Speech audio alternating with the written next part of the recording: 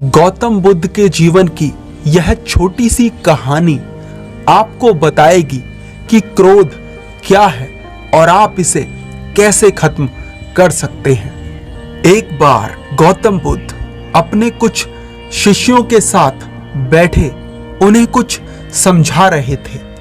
बुद्ध के सभी शिष्य बुद्ध को बड़े ध्यान से सुन रहे थे। चारों तरफ बहुत शांति थी। इतने में ही बुद्ध और उनके सभी शिष्य देखते हैं कि उनकी तरफ एक आदमी बड़ी तेजी से आ रहा है और वह आदमी बहुत क्रोध में है। वह कुछ बड़बड़ाता आ रहा है। उस व्यक्ति को देख गौतम बुद्ध के कुछ शिष्य समझ जाते हैं कि यह व्यक्ति कुछ गलत करने के उद्देश्य से बुद्ध के पास आ रहा है। इसलिए गौतम बुद्ध के दो शिष्य दौड़कर उस व्यक्ति के पास जाते हैं और उसे रोक लेते हैं और उस व्यक्ति से पूछते हैं, तुम कौन हो और तुम्हें किससे मिलना है? वह व्यक्ति गौतम बुद्ध के शिष्यों से कहता है, मेरे मार्ग से हट जाओ, आज मैं इस बुद्ध को सबक सिखा के रहूंगा।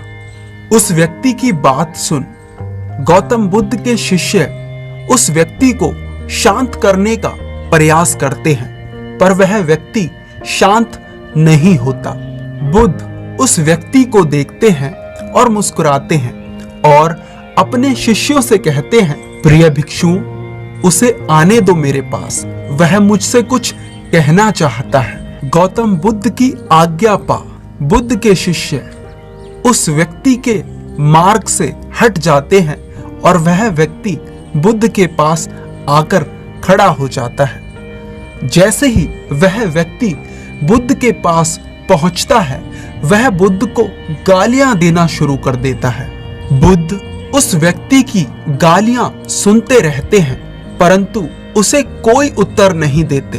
बहुत देर तक लगातार बुद्ध को गाली देने के बाद वह व्यक्ति अपने मन में सोचता है कि मेरी गालियों का तो बुद्ध पर कोई असर ही नहीं हो रहा है। इसलिए उस व्यक्ति का क्रोध और बढ़ जाता है और वह व्यक्ति बुद्ध के ऊपर थूक देता है। बुद्ध एक कपड़ा उठाते हैं और उस थूक को पोंछ लेते हैं। यह देखकर गौतम बुद्ध के सभी भिक्षुक क्रोध से भर जाते हैं, परंतु बिना बुद्ध की आज्ञा के कोई भी भिक्षुक अपना क्रोध प्रकट नहीं करता। वह व्यक्ति दोबारा बुद्ध के ऊपर थूकता है। बुद्ध दोबारा कपड़ा उठाते हैं और उस थूक को साफ कर लेते हैं और मुस्कुराकर उस व्यक्ति से कहते हैं, मित्र, क्या तुम कुछ और कहना चाहते हो? जैसे ही वह व्यक्ति बुद्ध का प्रश्न सुनता है, वह व्यक्ति भीतर तक हिल जाता है और वह बुद्ध को कोई भी उत्तर नहीं दे पाता और तुरंत वहां से चला जाता है। बुद्ध के सभी भिक्षुओं के मन में यह प्रश्न होता है कि उस व्यक्ति ने बुद्ध का अपमान किया, परंतु बुद्ध ने उस व्यक्ति से ये क्यों कहा कि क्या वह कुछ और कहना चाहता है?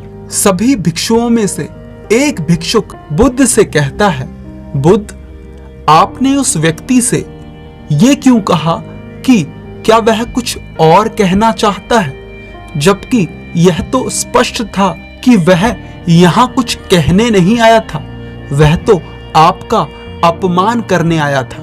क्या आप उसके द्वारा किए गए अपमान को नहीं देख पाए? बुद्ध मुस्कुराते हैं और अपने भिक्षुओं से कहते हैं, प्रिय भिक्षु, अपमान और सम्मान उसे नजर आता है जो इन दोनों से चिपके हुए होते हैं। मैं इन दोनों से ही ऊपर उठ चुका हूं, इसलिए ना तो मुझे अपमान परेशान कर सकता है और ना सम्मान खुश। वह व्यक्ति बुद्ध का अपमान कर अपने घर तो चला जाता है, पर पूरी रात सो नहीं पाता। उसके मन में बस यही प्रश्न घूमता रहता है कि मैंने बुद्ध का अपमान किया, उन्हें गालियां दी, पर बुद्ध ने मुझसे ये क्यों पूछा कि क्या मैं कुछ और कहना चाहता हूं, जबकि मैं वहां कुछ कहने नहीं, उनका अपमान करने गया था। अगले दिन वह व्यक्ति सुबह सुबह उठकर बुद्ध के पास जाता है और बुद्ध के चरणों में लेट जाता है। बुद्ध के सभी भिक्षुक यह देखकर आश्चर्यचकित होते हैं कि जो व्यक्ति कल बुद्ध का अपमान करके गया था, आज वह रो रहा है और बुद्ध के चरणों में पड़ा है। बुद्ध उस व्यक्ति को उठाते हैं और उस व्यक्ति से कहते हैं, मित्र, क्या तुम कुछ और कहना चाहते हो? इतने में ही गौतम बुद्ध का एक भिक्षुक बुद्ध को टोकता है और बुद्ध से पूछता है, बुद्ध, जब कल यह व्यक्ति आपका अपमान कर रहा था, तब भी आपने यही बात कही थी कि क्या तुम्हें कुछ और कहना है? और जब आज यह आपके चरणों में पड़ा रो रहा है, आप तब भी यही बात कह रहे हैं कि क्या तुम्हें कुछ कहना है? इसका क्या अर्थ है बुद्ध? कृपा कर समझाइए।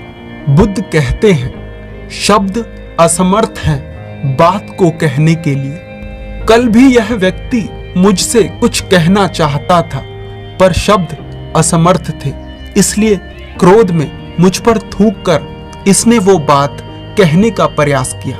और आज भी शब्द असमर्थ हैं, इसके आंसू वो कह रहे हैं जो ये कहना चाहता है। वह व्यक्ति बुद्ध से कहता है, बुद्ध, मुझे क्षमा कीजिए, मैंने आपका अपमान किया है। बुद्ध कहते हैं, तुम्हें क्षमा मांगने की कोई आवश्यकता नहीं है। क्रोध भी तुमने किया और उसकी पीड़ा भी तुमने ही पाई है। इसमें भला तुमने दूसरे किसी को क्या नुकसान पहुंचाया है? बुद्ध अपने सभी भिक्षुओं और उस व्यक्ति से कहते हैं, क्रोध जलते हुए उस अंगारे की तरह है जिसे हम अपने हाथ में पकड़ते हैं किसी और पर फेंकने के लिए, पर सर्वप्रथम उस अंगारे से हमारा ही हाथ जलता है।